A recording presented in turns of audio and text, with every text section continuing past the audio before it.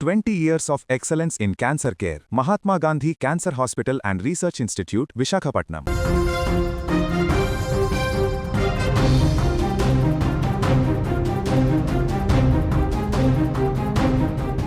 ఖమ్మం జిల్లా కామేపల్లి మండలంలో మరోసారి బంగారం మోసం వెలుగు చూసింది. తక్కువ ధరకు బంగారం ఇస్తామని అమాయకులను నమ్మించి భారీ మొత్తం డబ్బు మోసం చేసిన ఘటన స్థానికంగా తీవ్ర కలకలం సృష్టించింది.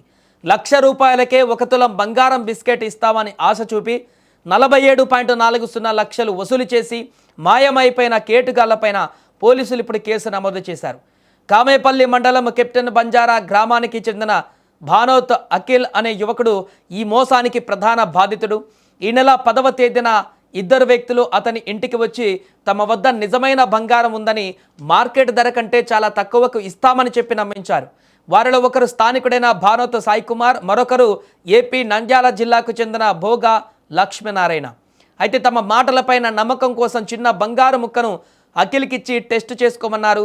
ఆ ముక్క నిజమైన బంగారమేనని తేలడంతో అఖిల్ వారి మాటలు పూర్తిగా నమ్మాడు. అఖిల్ ఈ లాభదాయక ఆఫర్ గురించి తన బంధువులు, స్నేహితులకు చెప్పాడు.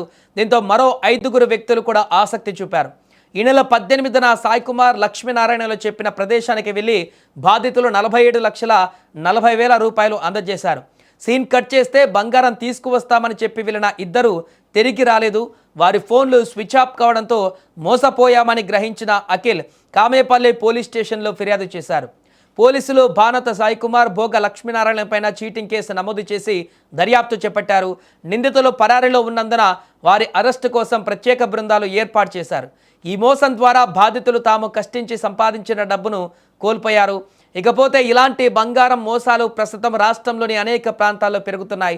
తక్కువ ధరకు బంగారం, వజ్రాలు, వాహనాలు అందిస్తామని చెప్పి మోసం చేసే ముఠాలు సామాన్యులను లక్ష్యంగా చేసుకుంటున్నాయి. పోలీసులు ప్రజలకు హెచ్చరికలు జారీ చేస్తూ ఎలాంటి ఆకర్షణీయ ఆఫర్లకు నమ్మకూడదని సూచిస్తున్నారు.